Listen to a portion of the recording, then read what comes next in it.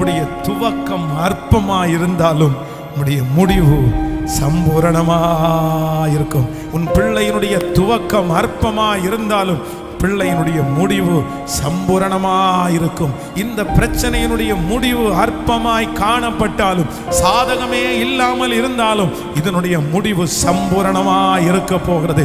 இந்த தொழிலினுடைய ஆரம்பம் அற்பமாய் இருந்தாலும் இதனுடைய முடிவு சம்பூரணமாய், இந்த ட்ரீட்மெண்டினுடைய ஆரம்பம் அற்பமாய் இருந்தாலும் முடிவு சம்பூரணமாய்.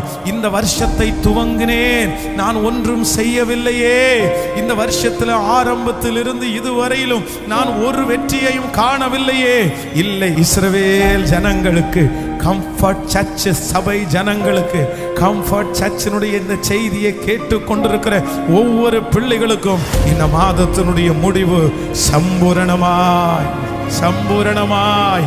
இயேசுவே அதை நிறைவேற்ற வல்லவர், கர்த்தரே அதை நிறைவேற்ற வல்லவர். யோபுவின் புஸ்தகம் 8ஆம் அதிகாரத்தினுடைய 7வது வசனத்தை நம்ம வாசிக்க போகிறோம்.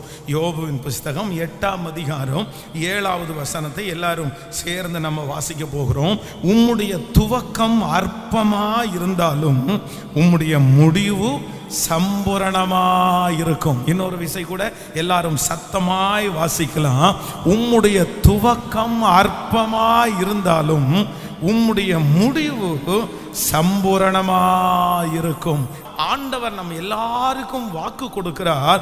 உங்களுடைய துவக்கம் அற்பமாய் இருந்தாலும் உங்களுடைய முடிவு சம்பூரணமாயிருக்கும். இந்த மாதம் எப்படி இருக்கும்?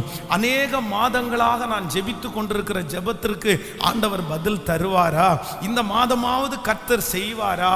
இந்த மாதம் எனக்கு இந்த காரியம் நடக்குமா என்றெல்லாம் எதிர்பார்த்து வந்திருக்கிற இந்த சத்தத்தை கேட்கிற உங்கள் ஒவ்வொருவருக்கும் ஆண்டவர் வாக்கு கொடுக்கிறார். இந்த மாதம் நன்றாய் இருக்கும் என்று கர்த்தர் வாக்கு கொடுக்கிறார்.